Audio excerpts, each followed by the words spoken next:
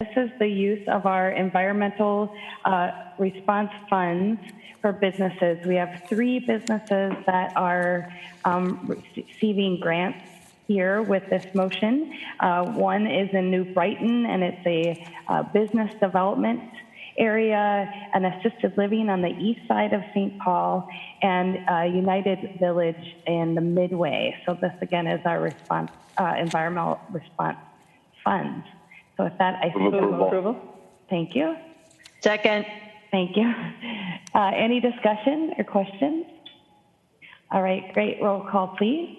Carter? Aye. Fretham? McDonough? Aye. McGuire? Aye. Ortega? Aye. Reinhardt? Aye. Mas Castillo? Aye. And now quickly we will receive our county connections at the end here. So I'll turn over to County Manager O'Connor.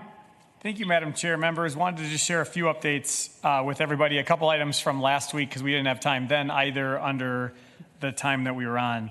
I wanted to highlight, earlier this summer I introduced to all of you Abdul Rahame Abdul Aziz. He was a criminal justice intern working with, as a justice policy analyst working with Ramsey County this summer. He's a graduate student from Minnesota State University Mankato.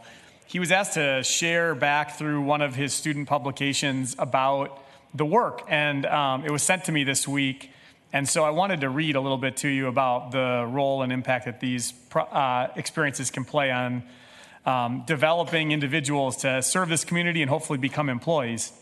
He wrote, "The projects I've engaged in have ranged from working with the bail reform work groups, discussing pretrial alternatives, attending criminal justice coordinating council meetings, and collaborating with justice partners such as elected officials, the county attorney's office, and various law enforcement agencies.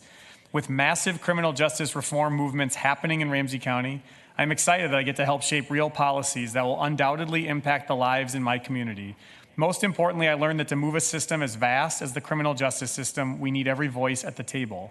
Lack of representation will only result in the same values that perpetuate policies that lead to the disproportionate apprehension and incarceration of Black and brown bodies. This further inspires my commitment to attend law school and later become the county attorney and focus on reshaping prosecutions. This internship has helped pinpoint where I can make the most change within the system and valuable experience for the future." So I wanted to wish Abdul good luck in his next journeys into law school. And it sounds like we haven't seen the last of him in Ramsey County. Really exciting. And it takes the work of many, this being one example, to move our work along.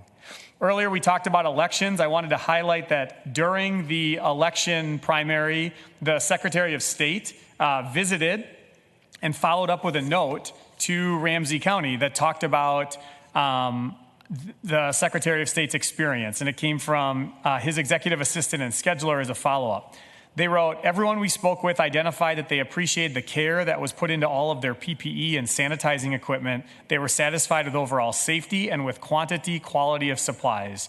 They identified feeling comfortable with the physical setup and its ability to accommodate more voters in the general election. Thanks to you both. Best of luck finishing out the day." So really good feedback on the fly that was a good inspection from our state's top election official.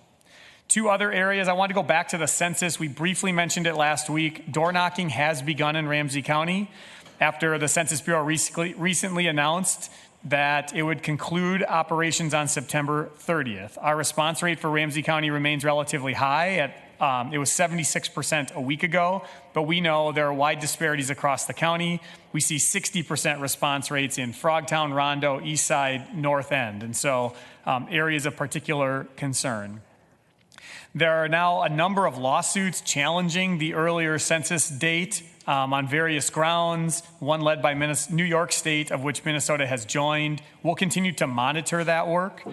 The Ramsey County St. Paul Joint Complete Count Committee, continues to do outreach and everything they can, particularly in those low response census tracts through phone banking, social media outreach, and more canvassing to ensure that we get everybody to fill out their census.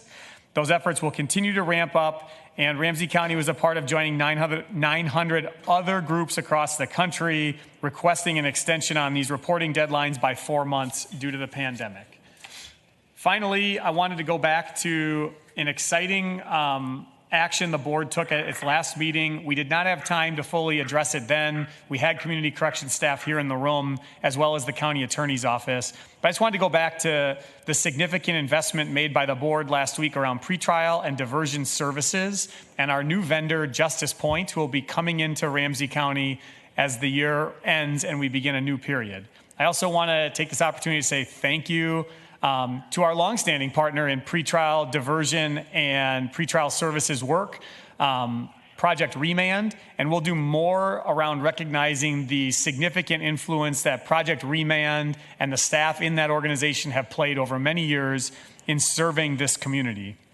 This expansion of front-end services in pretrial services and diversion is a significant step forward in our criminal justice reform work. It's a way to ensure that people are able to stay connected to community in their jobs with their families as often as possible.